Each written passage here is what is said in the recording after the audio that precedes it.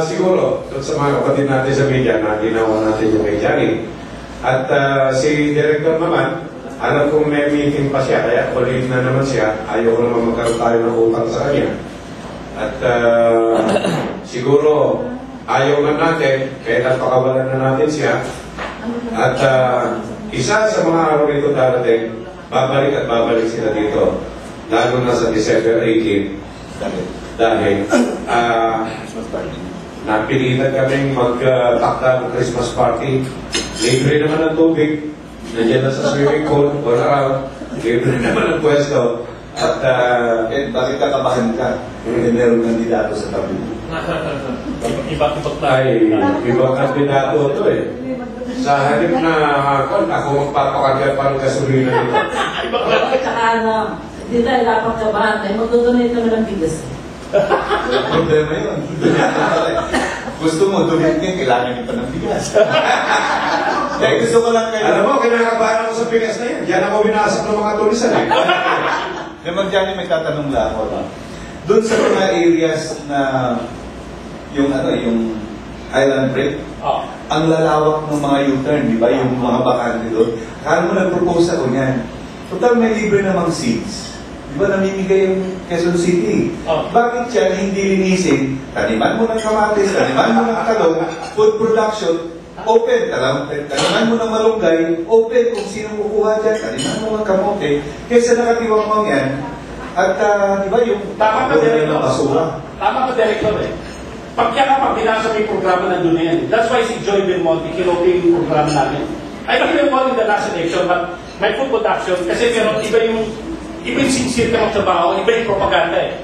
Ang direction namin all out yan eh. Pag kilala mong galing ko, ay hindi mo bakit eh. I'm fighting not only a big political giant, I'm fighting a very big organization in Quezon City that will refuse me. Alam mo, very simple na lahat ng ginagawa, back to basic yan. I'm very glad nakita mo yung problema ng Quezon City. Isasama rin kita minsan, sinuro for production. Sige. Walang problema. At kaya kasi sinasabi ko sa iyo, lahat ng area, special, makita mo sa MRT, tinanim mo lang mga ornamental trees. Pag tinanim mo ng balunggay, malaking bagay yun eh. Kaya lang may problema kasi minsan sa mga palengke pa. Sabi hindi, competition. No, isa ni competition. Don't you know? Ganito ka, Johnny. You win and let us work for it. Meron tayong coconut plantation sa Rojas Boulevard eh.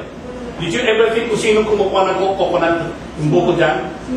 Sa Rojas Boulevard? Hindi, totoo yan. Ilang puno ng yung sa Rojas Boulevard, may kumukuha. That is our plantation. Nobody knows. Totoo yan. May kumukuha. Nakita po mga taong grasa pa nasa taas. Anyway, kanina pa, nakikiusap siya na doon sa mga pamilya niya, sandali lang. Sir, maaga pa. Maaga pa ba? Maaga pa. May tanong pa ba? Ako, marami. Ay, Lay! Ang tagal mo. Ako kaya ako. Tanong mo kay Director. Sabi niyo kasi kanina, marami pa tayong bigas hanggang 2013. Kaya bakit parang hindi naman direkta sa pato? Ito, nagka-text lang eh. Bago ko sa opinion, ka-text lang, wala po tayong bigas ng NFA sa Pakimart kasi hindi sila bumibili. So, ang ibig sabihin, 26 na yun, hindi NFA rice yun. Okay, balik ako sa tanong mo. Bakit wala ka nakikita sa NFA rice sa merkado natin? Sabi ko nga, huwag tayo makipag-compete. Ang baba ng presyo and stable ang presyo, stable ang supply, hindi kailangan ng NFA. Pero pag once na tumaas ang presyo, doon mo makikita ang NFA. NFA stabilizer.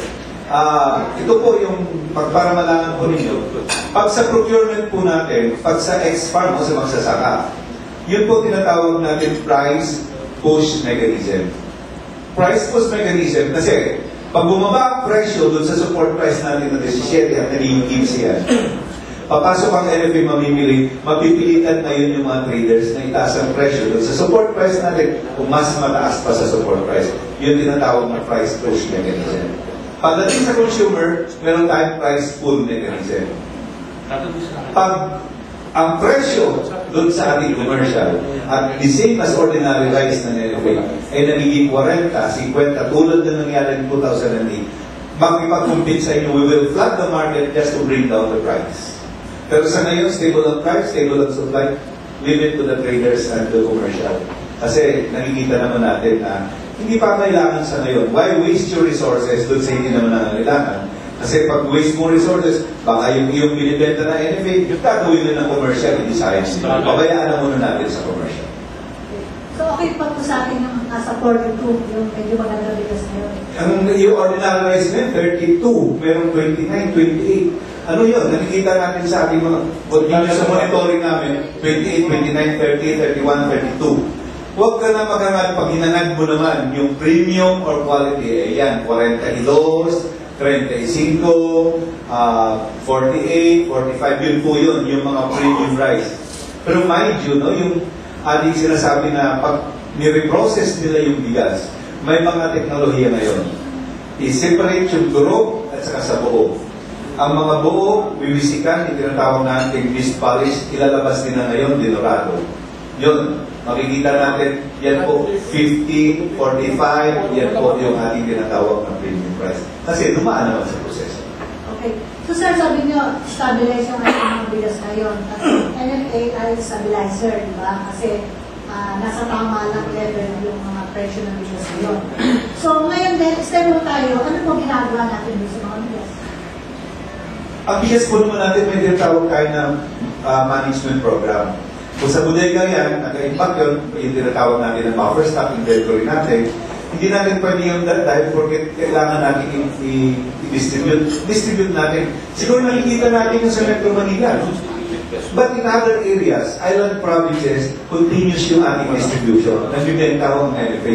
Metro Manila, you don't need kasi dito lahat. Pero in other areas, patuloy po yung ating distribution.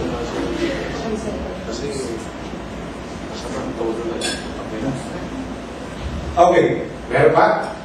Okay, maraming salamat Lay at sa lahat ng mga nakasama natin ngayon dito ngayong umaga. Ang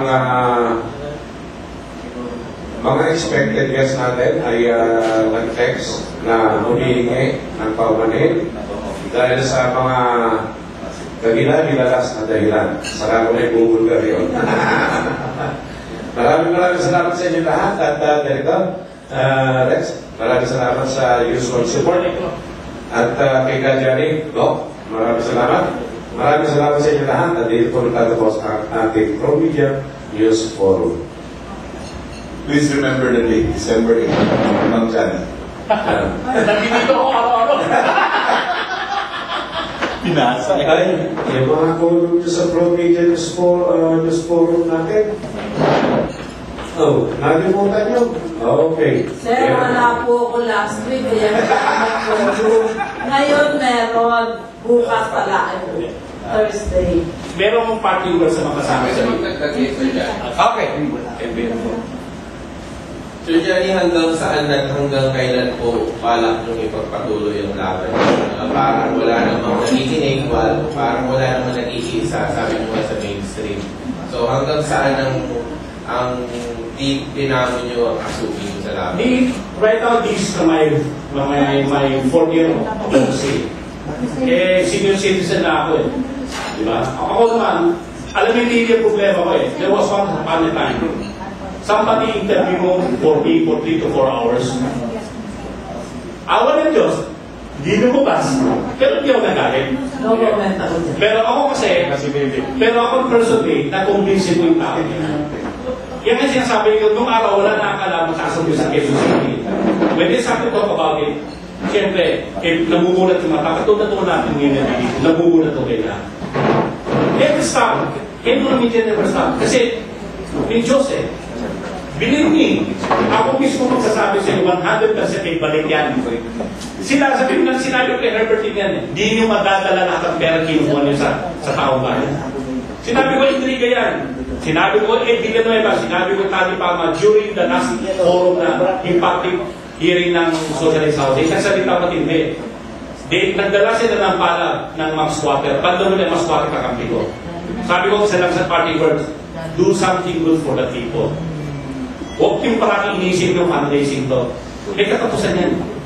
I saw a lot of people who are very, very rich but came from another thing. Banda mo na may kapalit. I hope it never happens to me because we have to pay we have to do something for the society. Yun yung sinasabi ko sin o commission. When you see something wrong, you do not talk about it. Mali yun. Katulad ng RH Bill, ito may kukwento sa importante sa inyo na I'm anti-RH Bill. Muslim is for propagation. Christian, birth control. Alam mo, tayo lahat educated yan. How come you know how to family control? So, ang kulang, edukasyon. The Muslim wants to control the whole world. Sa to say, yun ang nangyayari. Kita-kita natin. If your mother nag-practice ang birth control, sino kakausapin mo yung dito? Wala. Diba? That's why I do not believe in birth control. Pasensya Nobel. Because ang pinag-usapan sa Congress in birth control Irish media is all about fundraising. Pera-pera pinag-usapan. Okay. Eh, sinasabi ko sa inyo, sabi nila, lahat ng komunista, walang Diyos. Eh, pareho kami. Naniniwala sa Diyos. Ha? Anyway, kaya rin. Siguro, salamat muna sa lahat. Off na to.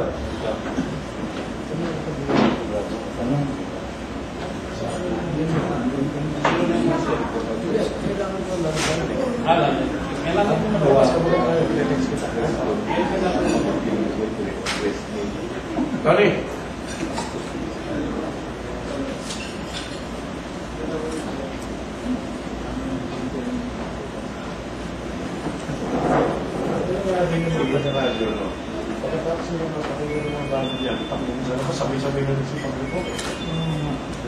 Ganun talaga yun. Ganun man ang long time yung studio. Sa Johnny, sige, congratulations.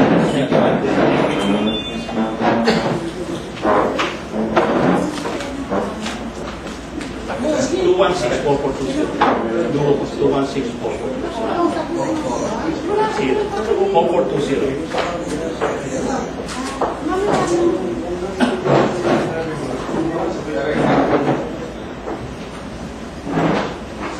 Dapat i-launch na natin yung video Josie mo. 13 likes pa lang, tingnan ko. Ha? 13 likes pa lang. Hindi, marami. Lalo yung Facebook eh. Dapat pa okay na natin yun. Sabi sa kanya, i-launch natin yung video Josie. Ha? Bakit ako sabi niya?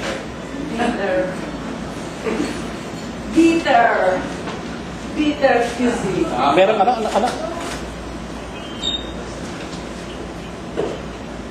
Okay, sige. Ako lang siguro mga 13 sila.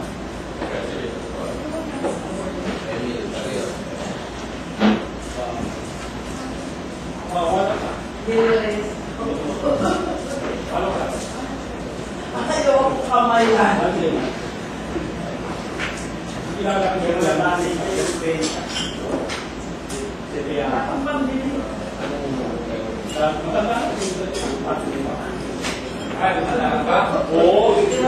Ako pala yung kinahiya sa